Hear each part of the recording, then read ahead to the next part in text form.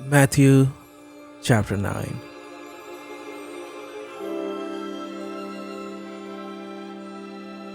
And he entered into a ship and passed over and came into his own city. And behold, they brought to him a man sick of the palsy, lying on a bed. And Jesus, seeing their faith, said unto the sick of the palsy, Son, be of good cheer. Thy sins be forgiven thee. And behold, certain of the scribes said within themselves, This man blasphemed. And Jesus, knowing their thoughts, said, Wherefore think ye evil in your hearts? For whether it is easier to say, Thy sins be forgiven thee, or to say, Arise and walk? But that he may know that the Son of Man hath power on earth to forgive sins. Then said he to the sick of the palsy, Arise, take up thy bed, and go unto thine house. And he arose and departed to his house. But when the multitude saw it, they marveled and glorified God, which had given such power unto men. And as Jesus passed forth from thence, he saw a man named Matthew sitting at the receipt of custom. And he said unto him, Follow me. And he arose and followed him. And it came to pass, as Jesus sat at meat in the house, behold, many publicans and sinners came and sat down with him and his disciples. And when the Pharisees saw it, they said unto his disciples, Why eateth your master with publicans and sinners? But when Jesus heard that, he said unto them, They that be whole need not a physician, but they that are sick. But go ye and learn what that meaneth. I will have mercy and not sacrifice. For I am not come to call the righteous, but sinners to repentance. Then came to him the disciples of John, saying, Why do we and the Pharisees fast often, but thy disciples fast not?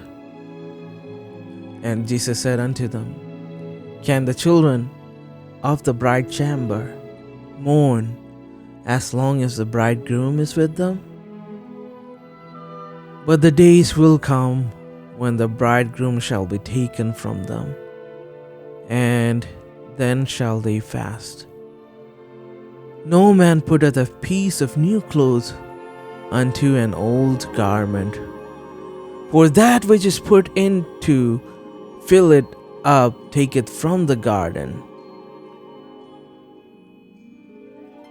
No man putteth a piece of new cloth unto an old garment, for that which is put into fill it up taketh from the garment, and the rent is made worse. Neither do men put new wine into old bottles, else the bottles break, and the wine runneth out, and the bottles perish. But they put new wine into new bottles, and both are preserved. While he spake these things unto them, behold, there came a certain ruler, and washed him, saying, My daughter is even now dead, but come, and lay thy hand upon her, and she shall live. And Jesus arose and followed him. So did his disciples. And behold, A woman which was diseased with an issue of blood 12 years came behind him and touched the hem of his garment. For she said within herself, "If I may but touch his garment, I shall be whole." But Jesus turned him about, and when he saw her, he said, "Daughter, be of good comfort. Thy faith hath made thee whole."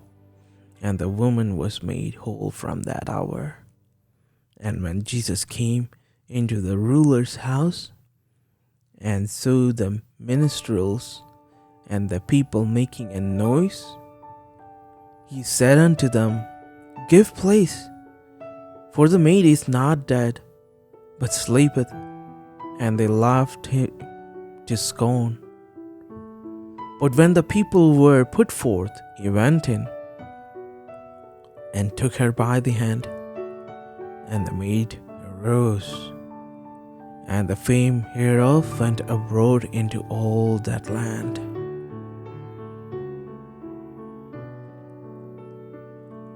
And when Jesus departed thence, 2 blind men followed him, crying and saying, "Thou Son of David, have mercy on us." And when he was come into the house, the blind men came to him. And Jesus said unto them, "Believe ye that I am able to do this?" They said unto him, "Yea, Lord." Then touched he their eyes, saying, "According to your faith be it unto you." And their eyes were opened. And Jesus straitly charged them, saying, "See that no man know it." But they, when they departed, spread abroad his fame in all that country. As they went out, behold, they brought to him a dumb man possessed with a devil. And when the devil was cast out, the dumb spake, and the multitudes marveled, saying, "It was never so seen in Israel." But the Pharisees said, "He casteth out devils through the prince of devils." And Jesus went about all the cities and villages, teaching in their synagogues, and preaching the gospel of the kingdom, and healing every sickness and every disease among the people. But when he saw the multitudes, he was moved with compassion on them, because they fainted and were scattered abroad, as sheep having no shepherd. Then saith he unto his disciples, "The harvest truly is plenteous, but the laborers are few. Pray ye therefore the Lord of harvest that he will send forth laborers into his harvest."